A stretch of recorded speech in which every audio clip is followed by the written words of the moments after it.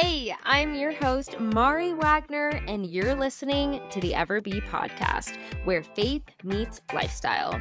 I'm so excited you're here. Whether you're a new listener or a longtime follower, I know there's something here for you. Pull up a chair and listen in for insightful, real-life conversations and actionable steps on how to claim the full life God created you for. If you're a woman desiring to live a Christ-centered life in today's modern world, then this is for you. Welcome to Ever Be. Welcome back to Ever Be, everybody. Today's podcast is going to be one that I am so pumped about because if you've been listening for a while, you know I've just been getting into all things like holistic living, holistic nutrition, clean living, all the things. We are here to optimize our health and wellness. And Flo is going to help us do this today. So Flo, welcome to Ever Be. Thanks for having me. I'm so excited. I would love for you to just kind of start out by telling us who you are and what do you do?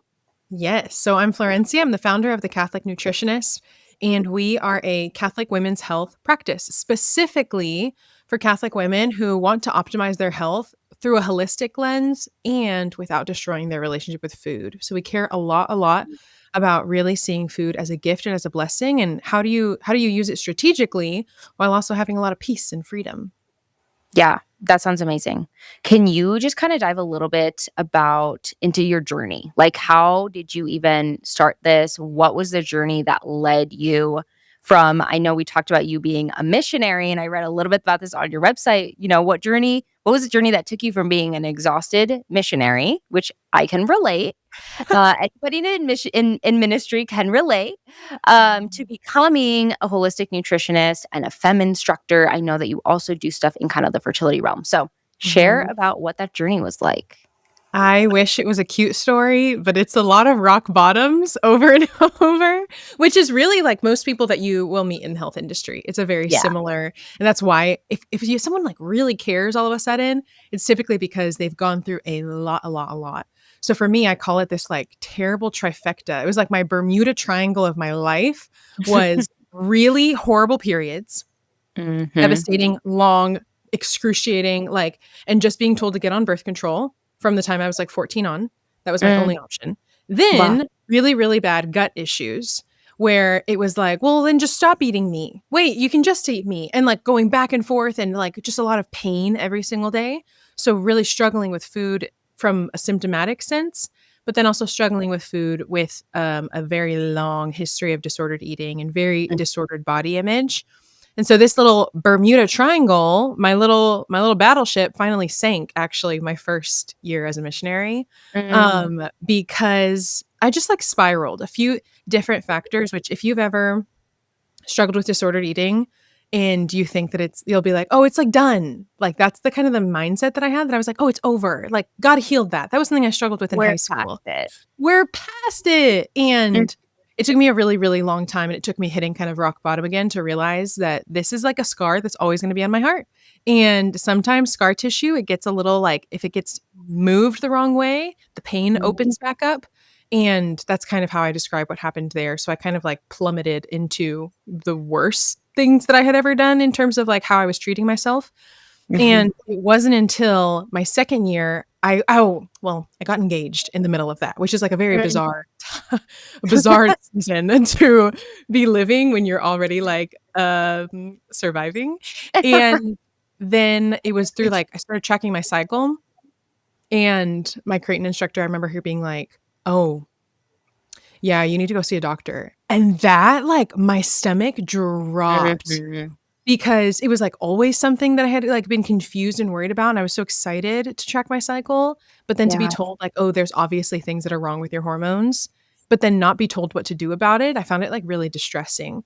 And that was kind of the wake call that I needed, where the Lord was like, hey, like what you're doing like literally goes against the way I designed your body to function.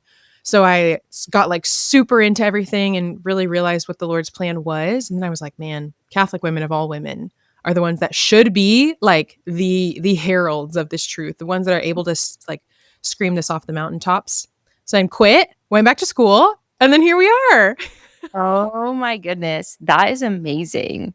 Sounds like a rocky road you were on, but you're so right when you talk about how, like, the people that know so much, or the people that really care, or the people that are really in the wellness industry, I think especially there to, like, help with all of this kind of stuff is because they went through it themselves. They experienced life before and life after. It's kind of like your own little testimony, like pre-Jesus, post-Jesus. Not that Yeah. this is Jesus, but, like, you've experienced what life was like before, and then you actually work towards finding healing, and now you're experiencing the freedom afterwards, which is so amazing. So, first Yeah. of all, thank you for the work that you do. I bet that you're just helping so many women, and I think just the story you just shared probably so many listeners can relate to one or several parts of that journey. None of these are like one-off situations that, you're weird for experiencing that. I think it's unfortunately, very common. So, thank you for sharing that. I'm curious, when was the turning point that you feel like you had where you realized, oh, my body's not just broken or bad? Oh, There's actually just something deeper that's going on that I just haven't found out yet. I like that thank you for asking it that way because, like, it truly was this battle and this war against my body of being Mhm. like, "Oh, it is just I guess it's broken, and, like, why does it always feel like it's working against me?" And there was a very distinct turning point, at Leanne Bowen's ranch. You know Leanne? Yes. Okay, she's an artist, we love her, Yes. and she, like, was so gracious and had a bunch of the women missionary over to her ranch for a little retreat, which we needed desperately, Nice. Yeah. and that's the good thing about a retreat is that it, like, pulls you out of your environment where you can, like, start to think and breathe again, and I was living in, like, Long Beach, California, which is very tight city, very busy, and it was like COVID. So it was a very unpleasant time to live in a city. So we go out to like this beautiful green rolling hills. And at one point she shared her testimony, like right in the beginning when we got there, she shares her testimony. And part of it is like that one saying of like, what will you do with this one wild and precious life? And it was that reflecting on that then led her into her art business and like really giving her heart to the Lord in many, many other ways.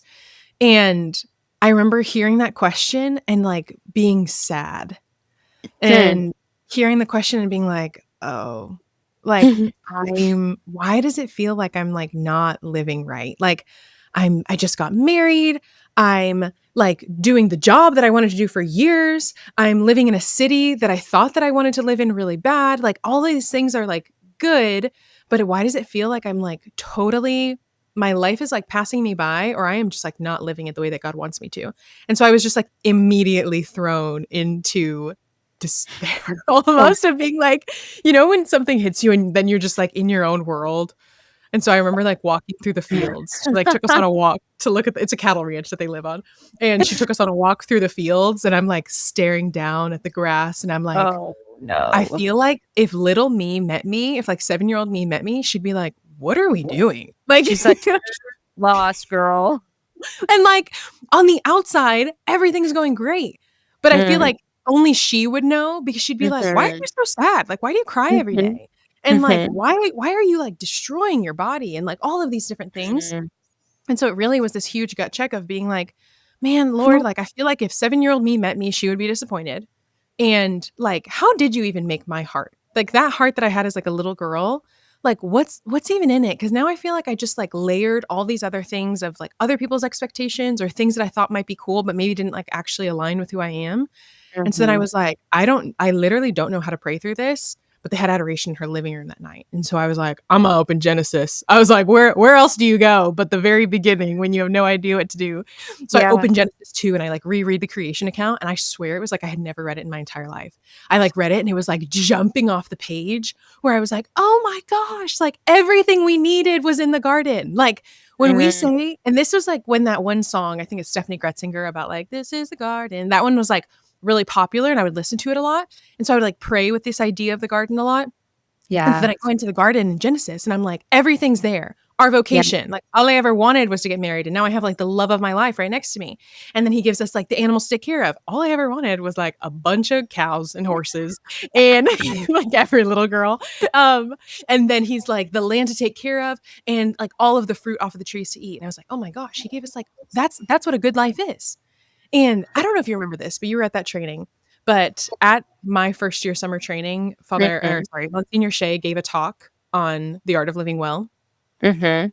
and it changed my brain Yeah. because he was I mean, like, that whole summer that I was there with you, that whole summer changed my brain. So I'm like, I do remember that talk. I don't know if I specifically remember, like, the main points of that because I was also, like, I don't know, running around and 20, working.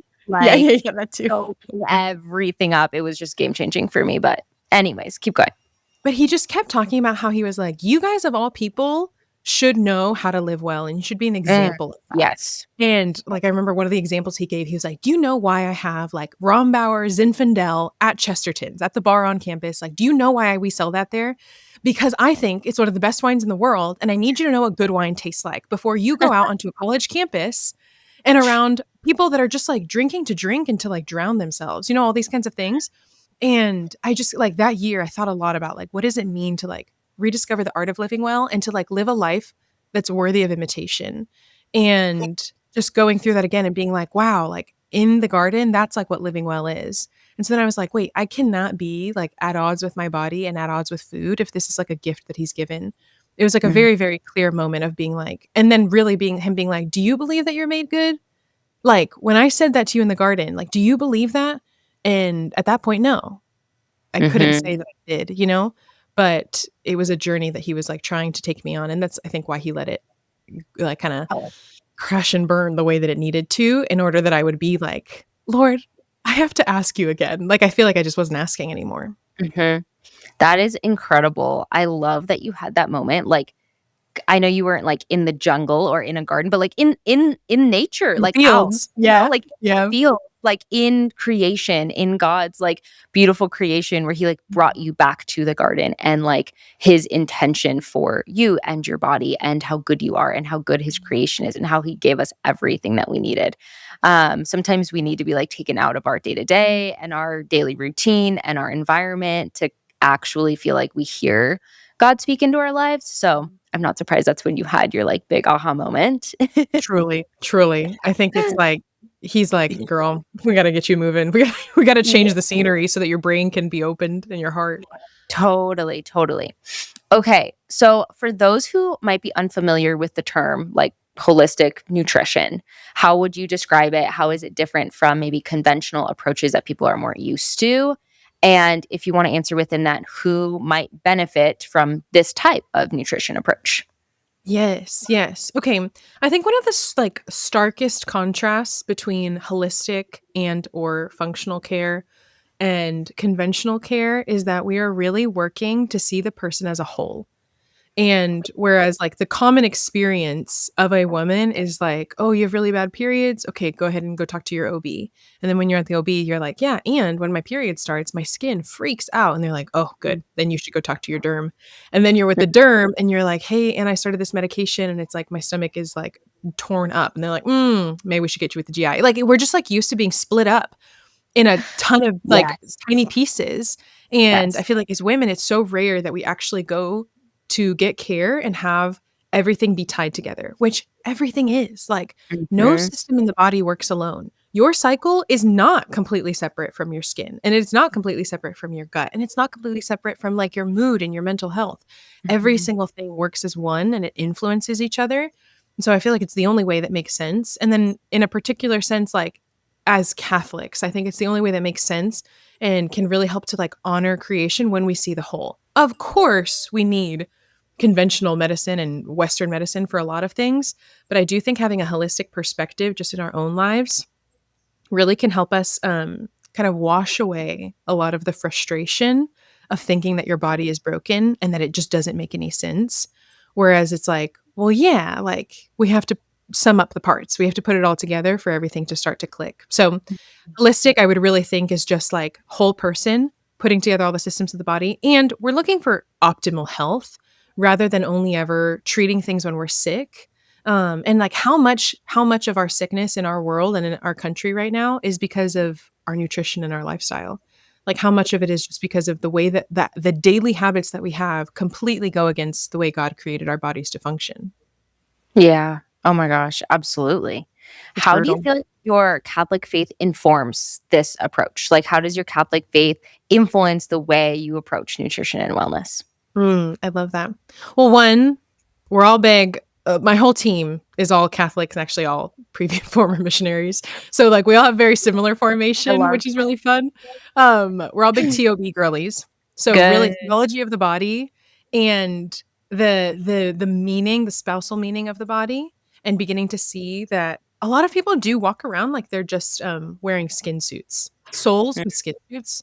Mhm. When it's that is, like, completely anti-Catholic. Like, that is not how we see the body at all, but it's kind Yeah. of this idea that it's like, "Oh, this is just a container. My soul is what's really, really holy and good, and that's worth taking care of, and it is honorable for me to, like, pray and go to confession and participate in sacraments." But we go to the opposite extreme, and then it's like, well, then it would be sinful or selfish or self-centered if I actually cared about the body as well. When really we have to like reintegrate the mind, the body, and the soul to like live a good human life. So that's a big Mhm. thing about like reintegrating it. That's one of the biggest things that we work on with women is being like, hey, like you are totally allowed to care about this and you are so right to care about this. And that's actually one of the most generous things you can do as a Catholic woman, especially if you dream of like being a mom one day, or maybe you work in ministry and you serve so many people or whatever it may be, like your body's going to go with you. So you have to start paying attention. Totally. And I love the whole concept of like integrating all together. And I think that's part of why I feel like the holistic and functional integrative approach is so in line with like a Christian worldview because we do believe that it is all integrated. Like God didn't create all these parts to be separate from each other. They all inform each other, they all affect each other. And while we're going through physical healing with whatever it might be, like God is also working in our heart and in our soul to also have there be emotional healing and spiritual healing. And I mean, I've experienced that firsthand. Like we've shared our fertility journey online, and it has been a health journey, a long journey that we are like constantly like appointments, learning new things, testing, like learning new things about my body, my nutrition, hormones, how it all affects each other. And along the way, I don't know how that could ever be separate from my emotional health and my spiritual health because I'm inviting God into every step of the journey. And every time we find something new, offering it back to Him and asking His guidance and asking Him, like, everything He allows in our life is intentional. I'm like, why have you brought me here? What are you using this journey for? Where is there healing in this space as well as the physical, space that you are providing for? So, love that integration that you're bringing up. I think it's so important. You could probably even speak to that, like, with how much you've gone through in your health journey in the past few years of, like, it the Lord allows it, and for whatever reason, he's like, "Hey, this is actually one of the best ways that I can reach this very specific part of your heart." Oh, Like, yeah. with every single test that you do or every change that you do, like, you uncover different parts that you're like, "Oh, I would have never known this about myself. I would have never known how little I trust you if I didn't have to go through this, or I would have never known, like, how quick I am to, like, turn on you and to, like, get resentful if I don't get what I want," you know? Like, it's he Mhm. really uses, like, the bodily weakness and the healing journey to be like, "Hey, like, now we're gonna go to a separate part of your heart that we've never gone to before, and, like, this is the time." Yes. Yes. Yeah. Gosh, I feel like we could do a whole podcast episode just on that. That is so good. Let's shift gears a little bit to talk about feminine health, Mhm. femininity, because I know that's a big part of your mission as well. So you talk a lot about honoring the feminine body, seeing it as good and beautiful. So can you share more of like what is your heart behind this and how does this tie into the specific work that you do? Mm. Well, really, one, I'm a girl's girl. I was raised by girls. I'm around girls. Like, I only ever want to talk to girls. Like, obviously, I love my husband, but there's just like something about the feminine heart and the feminine mind. I think it's the best thing in the world. I The love the dilemma is when you start to see being a woman as being a curse just because of like Mhm. what you're experiencing in your body.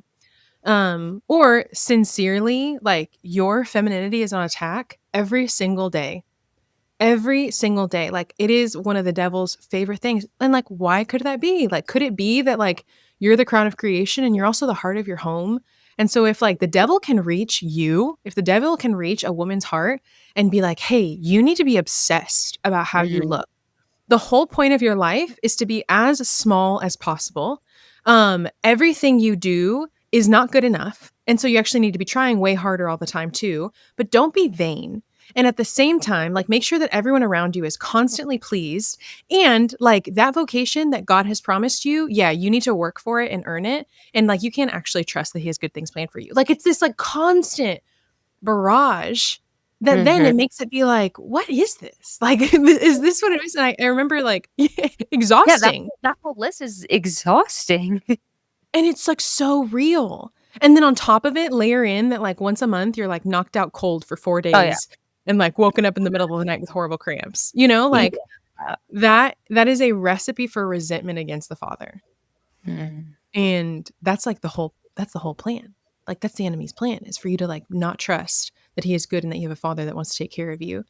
And I just distinctly remember having a friend tell me once that she was like, "Gosh, like, my cycle feels like such a curse that I'm like, why did God do this to women?"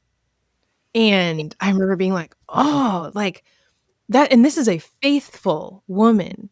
And to Mhm. think that God is like just cursing us with the design of our body, that's where I think like understanding how your body works is so critical because Mhm. it's like, is it? Are you like doomed forever to horrible cramps? Which is what I thought. I was literally like, oh, it's just genetic and I just like have to Yeah. suffer this forever.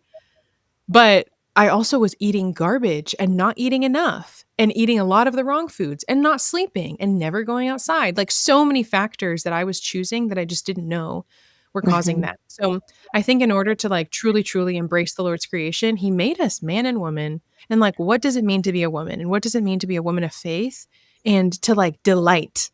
I feel like he like was probably like, "Oh, man, I, like, can't wait for them to figure out this part," and, like, just the way that, like, a good man will delight in the woman in front of him and be like, Mhm. "Oh my gosh," like, he kinda like, the way that men point out little things about women that you're like, "Oh, like, I never would have noticed that," or, like, with your Yeah. husband, he'll say things and you're like, "Ah, you think that's cute?" Like, Yes. I never would have seen it because it's like we're just so used to it. It kinda becomes Yeah. old news, but I think having, like, that awe and wonder again to repair the relationship with our own bodies and with our Lord is really critical. And also in a world let's be real, like, in a world that's telling you that, like, there's no such thing as man and woman, and that, like, you can do whatever you want and none of it matters, and that this doesn't Mhm. have any meaning. But it's like, actually, we need to put all the meaning back into it, and part of that is, like, what is the design? Like, what is the design that the creation sings about the creator? Yeah. I feel like so many women that are I just heard you say all that probably just feel so heard and Mm. comforted because, like you said before, a lot of them probably have gone to the doctor and the only answer they got was birth control. And so they probably just felt like, oh, my body, my femininity is something to be suppressed because it's clearly causing a problem and there's nothing I can do about it. And so Yeah. you sharing all this is opening the door to the possibility of like, maybe do I just not understand how it works and I'm not supporting it? Maybe there is a better way. Maybe I don't have to believe it's bad. Maybe I don't have to suppress it and try and get rid of it. Because that has all of the effects that come with it as well, besides just removing your cramps. Mhm. So let's get into the women's cycle. Talk to me Let's go. about women's cycles. Why Let's go. is it so important for women to understand their cycles, and how does this tie into their overall picture of their health? Okay, stunning. One of my, like, 2025 resolutions was to go at the birth control industry's throat. So let's Let's talk go. about birth control for a second. The way Let's that go. hormonal birth control works is that it turns off your cycle, exactly what you were saying. Like, let's get rid of the problem altogether. We are literally throwing the baby out with the bathwater. And I will say, I had so many conversations with girls at Seek that they were like, "I'm on birth control and I don't want to be." Or, "I'm on birth Mhm. control and I'm, like, so embarrassed of it." Or, "I feel like I'm sinning." And I was like, "Wait, wait, wait, wait, wait. Like, that's not what's happening here." Like, totally separate thing to be using birth control as a contraceptive versus, like, you are totally single and that's what your dermatologist gave you to clear up your skin. Very different scenario. So, I feel like Catholic women are walking around with a lot of heavy burden of being like, "This is my only option, but I know in my heart" only option, I have to do air quotes here, that is not your Right. only option. Right. Um, but they're being told that this is the only option, but at the same time, they're like and it makes me feel awful. I feel like a shell of myself. I feel miserable. And yeah, maybe my skin is getting clearer, my cramps haven't been as bad, but, like, this is not a long-term solution because I wanna be a mom one day. Like, it just nothing about it makes sense. So, let's go back. It's kind of like starting with why. Have you read the book Start With Why? No. What is it Okay. about? I haven't heard of It's a it. really good business book, but it's all about, like, you have to start with, like, the why in the beginning, and then we work backwards. And so Yes, I the remember story hearing, that like, he a TED Talk about that growing up in school. So it it's might have him. been that guy. It's him, Okay. Simon Sinek. Okay, okay. Um, Yes, yes, yes. it's really good, and the TED Talk is phenomenal. TED Talk Um is great. But he tells this story of, like, these American, like, car executives going to a Japanese car factory. And at the factory, they're, like, watching how they go through, like, the final steps of control and stuff.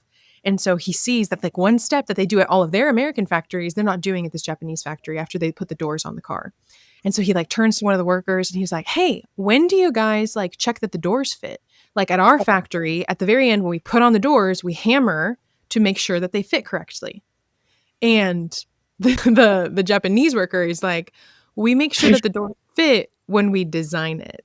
Like, Yeah. that we're not, like, figuring that out at the end. We started with that in the first place, right? That's the whole Like, we're concept. not hammering it, forcing it to go in, like, you just make it correctly. Yeah, make it correctly. He's like, "Did you guys not figure that out beforehand?" That's And I so feel like funny. that is such a good example of, like, the concept of, like, instead of always working on, like, "Well, what's the supplement that's gonna fix my periods?" Or, "Should Yeah. I be doing carnivore? Should I be fasting? Should I be vegan?" Whatever it may be, and constantly trying to fix your body isn't a problem to be fixed. Like, it's not. You are first of all, you are a person to be loved and to be understood. So, like, let's Mhm. understand how your body works first. And like I shared in the beginning, like, my turning point was finally having data about my body that had nothing to do with how I looked. Mm. That was what was like all I had ever known was to tear my body apart by, like, what I saw and that it wasn't enough or that things were too big or not small enough or whatever it may be. Lumps and bumps, like, that's all my body was, like, for to, like, kind of just tear apart in that way. But it was like when I Yeah. finally started learning how to check my cycle, I was like, "Oh, there's, like, a lot more going on here." And I call it, like, this, the feminine formula to, like, a healthy feminine body is safety and abundance. Like, those 2 keys are critical. So, like, in order for you to have a healthy cycle, that's one example, or to have a healthy metabolism or a healthy fertility, whatever it may be, your body needs to know that it's safe. The feminine body does not do well in emergencies. And it needs to know that there's abundance. There are so many nutrients involved with you, like, ovulating. There's so Mhm. many nutrients involved with you having energy throughout the day, right? There's so much sleep that you need that maybe, like, your brother, your dad, or your boyfriend don't need. It's just different. And so, when we can kind of, like, hone in and say, "Well, let's have a data point of, like, what is happening inside of your body." Now we have this window into your whole health, and that's really what your cycle can be. That is incredible. Like, and I feel like I can attest to that kind of enlightenment moment too when you start learning about your cycle because, Isn't it I mean, crazy?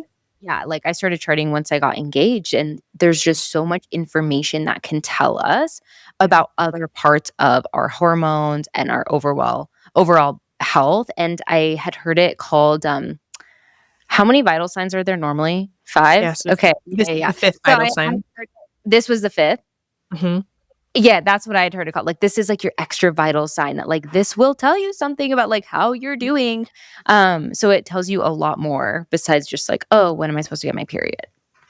And that's, Right. like, the whole thing. Which did you also think that you, like I don't know why, I, like, literally walked around thinking that I wasn't supposed to learn how to check my cycle until I got engaged.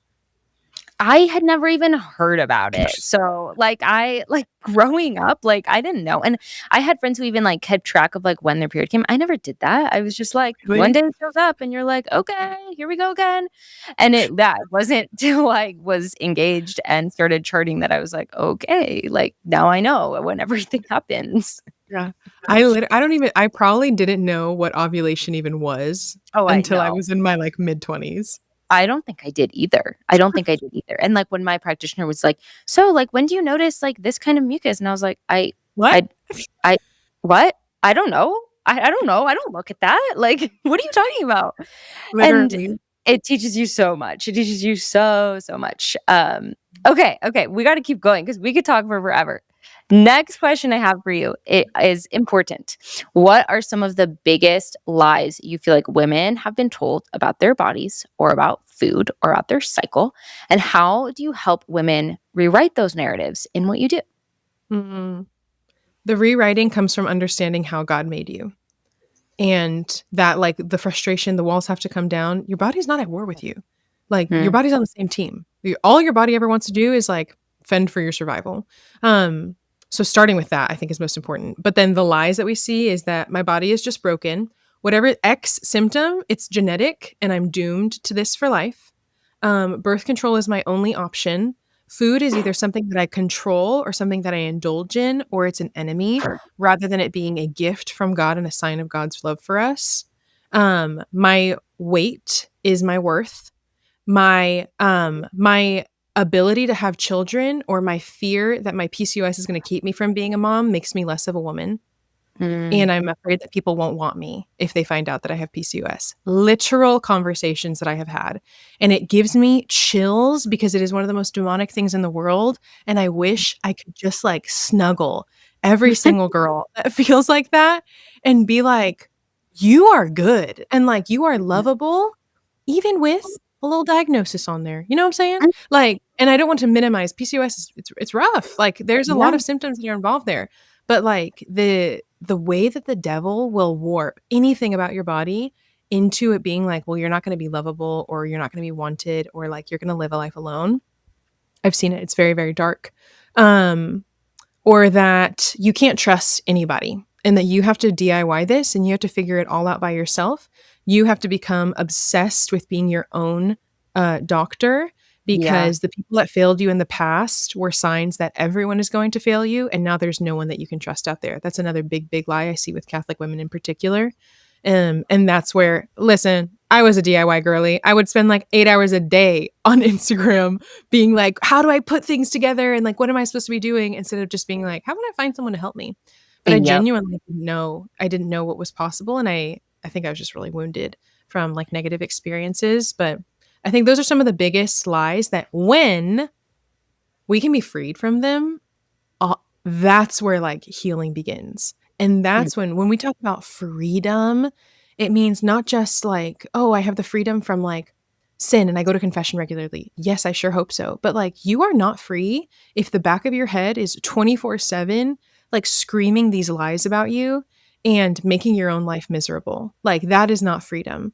And the Lord, I do really believe that he wants that for each and every one of us.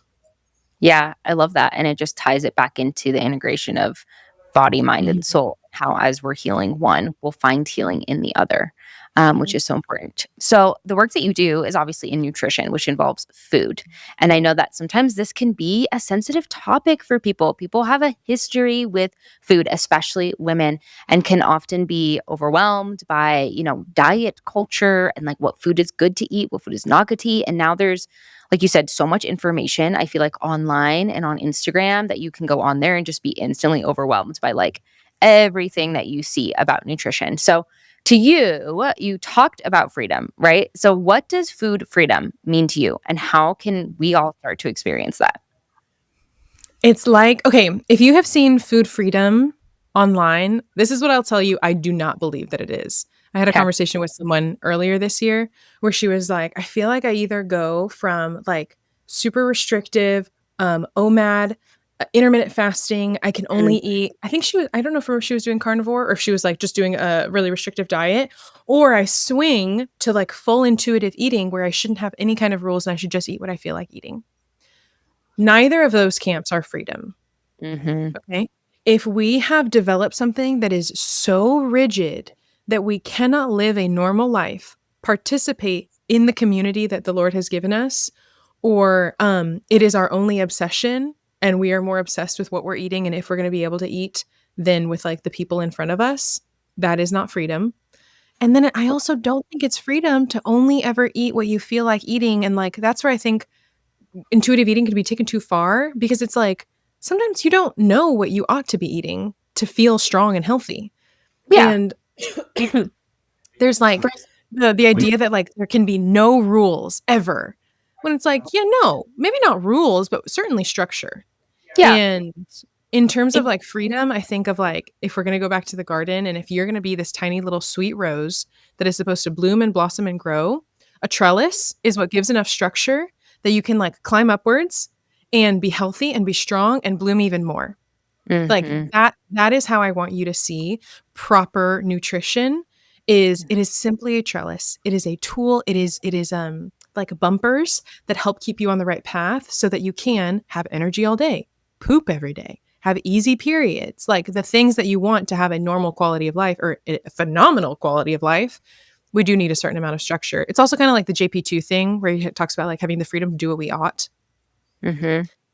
That's something I think about a lot with like mukbangers has gotten like really popular on like Instagram and TikTok of just like you have no idea what I'm talking about. I have Like no idea. videos of people just eating a lot of food.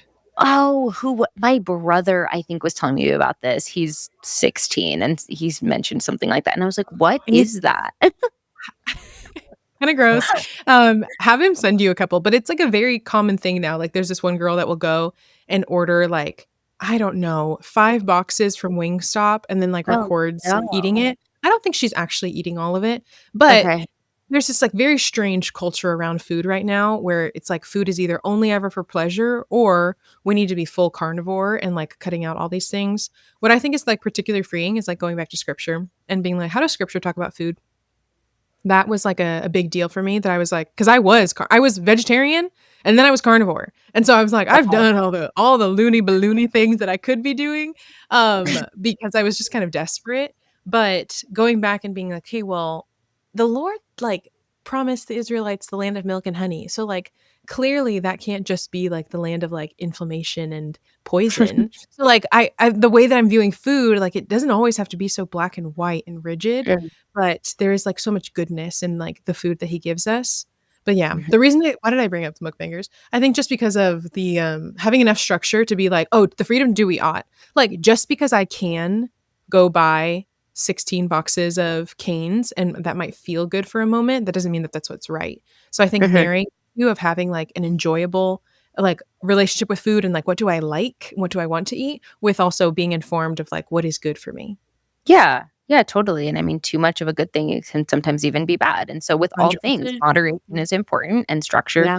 actually helps us achieve freedom. It's not restrictive, but our current culture doesn't present it that way. Our current culture presents, structure as something that's holding you back and tying you down and, not letting you reach that full potential, so Yeah. it's all about Yeah. reframing that view. 100%. I know that you emphasize a foundations first approach. Mhm. Can you share what are those foundational habits that you are passionate about?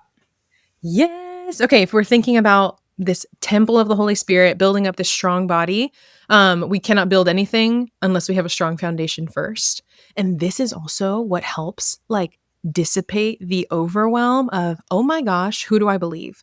Like every Mhm. single person is telling me something different. There's 10,000 different diets and 10,000 different methods. Like, how do I know what is true? That's one of the most common questions that I get. And this is where like the foundations are these are the things that are essential for the human body to function, period. Like, yes, there is nuance and you're an individual and there's going to be uniqueness that you need in terms of your like diet and habits, but having the foundations locked in first means that you have something firm to stand on and to build off of. So when I say foundations, this is also what like we do a little bit differently. I'm a nutritional therapy practitioner, so NTPs like we're specifically trained in the foundations, and that being like the method to freedom. So that would be things like your blood sugar regulation. That is like a non-negotiable. Okay. And that's something I have like big beef with like Whole30 and stuff like that because it just teaches you what not to eat instead of how to eat. And Mm, so people are like really good at following the lists of like the do's and do nots, but it's like what are you eating? Like and like do you know how to balance your blood sugar? Because that like will take a lot of inflammation off your body. yep. So that's one. Circadian rhythm is another critical foundation. Mineral balancing is huge. Your hydration is huge. All of those kinds of things that it's like these are true across the board. And then you can spring off into like, okay, well, what are like the shingles or like what is the outside decoration of the house, which can be a little bit more unique to you. What if somebody had to pick one of those to start with? If they're like, "Okay, I can't do all of them at once." Like, which one would you say is like, "This is the most important one," or "This is the one that I think you should start with?" Which foundation? Mm. Today I'm going to say blood sugar. I usually say circadian rhythm.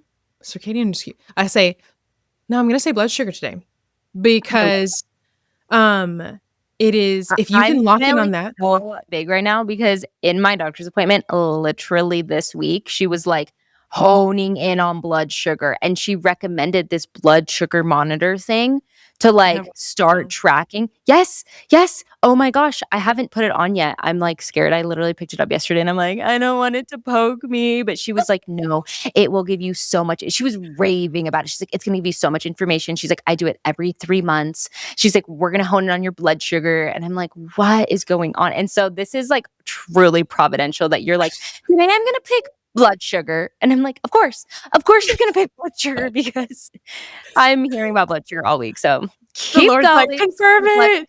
literally.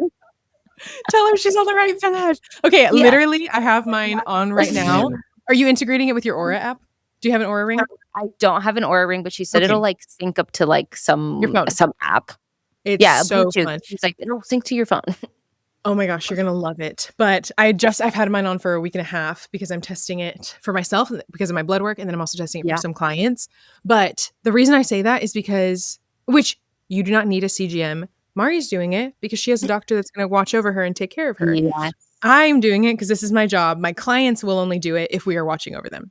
I just wanna say that instead of you, like, going and DIYing one more thing. Please Yeah, don't. yeah, yeah, yeah. I think you Um, have to prescribe. I don't think you can just pick it up anyways. Oh, you can? Okay, well, watch out, guys, then. Don't go do this until someone tells you you need to do this. yeah, because you know why? Because I literally was telling my friend that I had it on, and she was like, "Oh, Yeah. I think I need to do that next." And I was like, You're "No, like, "No." do not do that because you already don't do the things that I tell you to do." And I was like, "It's just gonna be more data that's gonna overwhelm you because if you don't know how to use Oh, data, data's pointless." But yep, if you, like, yeah, can see the data and relatable. then you can refine based off of it and you go, "Oh, like, this works really well, this doesn't," whatever. Like, last night, I was on my phone, which is one of my rules, but I had to check something, and then I Mhm. checked my monitor really quick before bed, and it was spiking, which is literally what I teach my clients, but it was the first time I got to catch it on the monitor and be like, Oh "I my told you, blue light raises your blood sugar, like, get off oh, of your phone at night." what? I didn't know that. I've never heard that. Yes. How? Yes. Because of the stress signal and the cortisol. The same thing Wow. with, like, I've noticed on my thing, every time I get on the freeway, I spike. I get Honey, I to need to get rest. a tracker. Driving, it spikes my cortisol. I'm gonna be like, "Babe, you have to drive me You everywhere. have I'm to so sorry." Wow. The more you Yes. know, guys. Yeah, so the reason I'm gonna say blood sugar is because now you're focused on, eating enough protein, you're focusing Mhm. on eating regularly, you're focused on having meals that are hearty and satiating. Protein is essential to your hormone health, to your energy, to you going to the bathroom, and then longer term to, like, avoiding things like Alzheimer's and dementia, like, having enough muscle on your body is really critical. So I would say if you had to make, like, one shift, it would be double the lean protein on your plate and, like, start getting serious about having structure in your life, eating regular Mm. meals at regular times. Like, stop making your body wonder if and when you're gonna feed it. But instead, if we're, like, focusing on blood sugar regulation, then your body goes, "Yeah, every single morning we have breakfast, and a few hours later we have lunch, and a few hours later we have dinner, and then we have a nice break." This is for the intermittent fasting girlies, or the people that are like my one of my clients today was like, "My roommate just read a book on intermittent fasting." And I was like, "Tell her to, like, stop eating earlier instead of, like, skipping breakfast." Mm. You, like, really wanna do IF. But, yeah, I would say starting with the blood sugar because now it's not just about, like, what are all the things I can't be eating, it's about creating, rhythm and routine. Mm. I love that. And honestly, it makes a lot of common sense, especially everything what you were saying about like your body wants to know it's going to get 3 meals a day and that it's going to be like in a rhythmic pattern, like at a normal hour. I Mhm. don't know what it is about women and we struggle to feed ourselves sometimes. I like have a friend who's a content creator and I saw her post on her story like my husband left me a note on this little like lunch he made me and said please eat lunch. LOL, why is that such a relatable reminder? And it's like, especially high achieving women who are busy or who have a lot going on. It's like you're just go, go, go in your day. And then all of a sudden it's 3 o'clock and you're like, oh, that's why I feel this way because I didn't eat lunch. Yeah, and then but then it's like, "Oh, haha." But then it's like, add that up 30 Mm-hmm. times, times 3, and now you've given your body 100 signals over the past 3 months that, like, things aren't safe or that we don't have enough, Yeah. And then we wonder why our periods are like excruciating, or we wonder why it's MIA, or we wonder why like our skin is freaking out, like whatever it may be. It's Yeah. like we forget to add up that it's like the, oh, haha, like I keep forgetting, which also I think that's a great reminder of like the Lord. If he wanted you to photosynthesize, he would have made you that way. But like for whatever reason, he made you to have these internal like needs, like your sleep, your hydration, your hunger. These are internal needs to remind you that you are not self sufficient and that you are Mhm. not just like a random object that landed on this earth because like little amoeba multiplied trillion years ago. Like that is the most ridiculous lie I've ever heard. And I think Mhm. sometimes women forget to live like they're human and like they have a father that like wants them to rely on him. And like that's how you can see mealtime of it being like, oh, this is a reminder that I'm like not a ghost and I'm not a rock and I'm not like Holy Spirit Jr., but like I have to stop and I have to eat. Mm. And it's like this little like moment of kind of resignation of like, okay, Lord, like whatever's going on, you can take care of it, but this is essential right now. Yeah, and he made good whole foods and animal products so that we could feed ourselves well, because it's more than just And stopping and eating, but it's like if we're eating packaged stuff, refined sugars, processed foods, seed oils, like, that's not gonna do any good. yeah, yeah. Like he didn't make you to function off of like Junk. coffee and a Celsius and a Snickers bar. Like that ain't in No. the Bible. You know what I'm saying? That ain't in the Bible, that's for sure. Okay, so then what advice would you give to the woman who's listening to this and is like, "I relate a little bit too hard. You've definitely Mm. called me out in the best way, but I feel stuck." Maybe, she's exhausted, she's confused about her symptoms, she doesn't know where to begin, she's definitely asked that question, "Who do I trust? What do I do? Where do I start?" What advice would you give her? My honest answer is grab your journal and go to the chapel today and just write out. And if you're like, "Oh, Flo, I'm not a journaler," make yourself a journaler just for this 1 hour because it's a really great way to slow down everything that's in your brain. And you Oh, probably have yeah. so many thoughts, and it pulls out one dominant thought. What is like the one thread? And if you're like, "Well, I don't even know what I would say," I'm gonna give you a prompt. It's gonna be okay. And you just like make your pen move and see what comes out. But I would sincerely, in front of the Lord, sit there and ask yourself, do I truly believe that I am made good? And like, what comes up when I see that phrase? Where is there resistance? Where is there frustration? Where is there fear? Where is there hope? Like, whatever it may be that comes up. And then the second thing is, do I believe that God wants me to be well? I think that's like a missing piece a lot of the times that if you are pretty deep into either your disordered eating or like your period symptoms or your acne, whatever it may be, that sometimes I think we get lost in the lie that this is just a cross that I have to carry.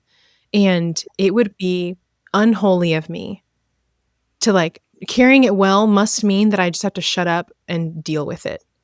Whereas like the truth is like God wants you to be well. And like God wants your healing. He wants your physical healing and your spiritual healing. And it's not always guaranteed that every single thing is going to be healed, especially not on this side of heaven. Like we're going to have physical ailments, but you're allowed to try. Like you're totally allowed to care and you're totally allowed to be like, I do need help. And like I don't want to live like this. And I want to know what it's like to like have a good life. Like, and I think I just want you to ask, like, do you think that God cares about your body? Because that could be like a good starting point to shift things and to start living differently. And then if you're like, okay, done and done, now give me a practical. I'd say Mm. go ahead and start. Get your phone out of your room the first and last hour of your day. Those belong to God. The first and last hour of day should be like two of the most sacred hours of your entire life because he woke you up again and that wasn't guaranteed. And now you're going to sleep and you don't know. You don't know what's about to happen there. And so like that is the time to spend time with our Lord and it's being robbed and it's been given over like TikTok is God that you need to be talking to in the morning and at night. So I'd say get your phone out of your room and delay it for the first and last hour of the morning and your energy is going to be better. Your thyroid is going to be functioning well. Your gut is going to feel calmer. Your skin will be beautiful. You're going to feel like you enjoy life again. Totally. And that's going to be worth it. Yeah. Oh, I'm taking that advice straight to heart next week. Tomorrow, starting tomorrow, not next. Tonight. I'm such a Monday girl. I'm such a like, I will start on Monday because that's a fresh new start. No, we're gonna start tomorrow on Love Friday because that makes total sense for my type A brain. That's fine. No, that was such good advice. You have so much wisdom to share, and I love really, truly, I just want to tell you, like, the Lord has given you a special grace to share this information because the way you're speaking, there is so much gentleness and love in it, as well as just like the protective mama bear spirit of like, and I need to tell you the truth. Like, and someone's got to tell you what's right, what's wrong, what's good for you, what's not, because I care about you, you know? So it's both the gentleness and kind of that firm hand that we needed to hear today. So thank you for coming on and sharing that. Do you have time for a few fun, relatable, rapid fire questions? Let's go. What you got? Okay. Okay. I want to know, what is your one non-negotiable part of your daily routine? Morning walk. Ooh, I love that. I want to incorporate that this summer. What time of day do you do that? Like, do you like wake up and just go on your walk? Yeah. I also like biggest health hack of all time, get yourself a dog. You have a golden retriever, right? I do. That's why I want to go because his vet was like, he needs to shave a few pounds. He's a little chunky. And I was like, yeah, that's They on get me. fat so I gotta watch fast. him more. Yeah, mine is sleeping right here at my feet. Oh, If you want the health hack of all health hacks, get yourself a golden retriever. yep. I'm gonna say golden retriever specifically because I'm a golden retriever supremacist, and they're so sweet and they'll go with you anywhere, anytime. Whereas my sister's dogs will be like, Um, but yeah, morning walk, and especially having a dog is kind of a game changer because then it's like, Yeah. oh, I'm like hurting him if he doesn't go out first thing in the morning. Yeah. And instead of just if you have a yard, instead of just letting them out into the yard, go walk them. Take them, and that's your walk and his walk. But that's like a non-negotiable every single day. So good. 2, what is your go-to nourishing meal when life gets busy? I feel like this is something we all want to know because life is busy. So like, what's a go-to meal? Let's say like the busiest is where I'm not even gonna cook. That's like Sure. real, like the week I come Okay. home from Seek. So Trader Joe's, the pack of the just chicken, the one that's cooked in olive oil, salt, and pepper. That's it. Pre-grilled. Pull it out of the box. You can eat it cold. It'll be fine. And I am a big salad girl in like the spring and summer. In the winter, I would say I would probably do that, maybe like pour it in some bone broth, chop up some mushrooms, add some coconut aminos, and now I have like a little Asian soup. Yum. Yep. So good. Okay, last one. If you could shout one message from the rooftops to every woman of God, what would it be? God made you good. He Yeah. loves you, and you are like so lovable. I'll cry right now, but like I don't You're think gonna you make me know how cry. We're both just gonna be sobbing on this podcast. I was just like, you're so I don't good. think you know how lovable you are. And I think that that's part of the struggle is that you think that you don't like deserve good things or that no one cares like what you do or don't do. But like, one, I care and God cares. Like your life is so precious and like you're the only you. There's never going to be another you. And that's like why you have to get better. Like Yes. it's like time you have to focus, and that getting better might be like recovering from your eating disorder. It might be like going and praying again. Like whatever getting better means for you, but like I hope that you know how much he loves you and that he's not mad at you and that he delights in you and that he made you good and he made you for good things and he has good plans for you. Mic drop right there. We're going to end the podcast on that.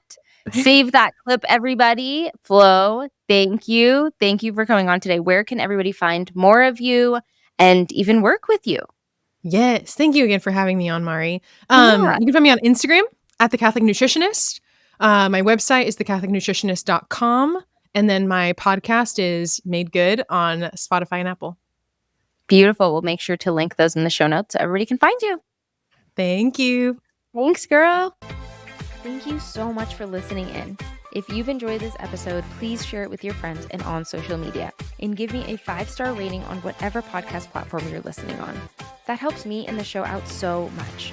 Also, make sure to follow the podcast on Instagram at EverBePodcast. And if you want more content like this and you don't already follow me, you can also follow me on Instagram at mari.c.wagner.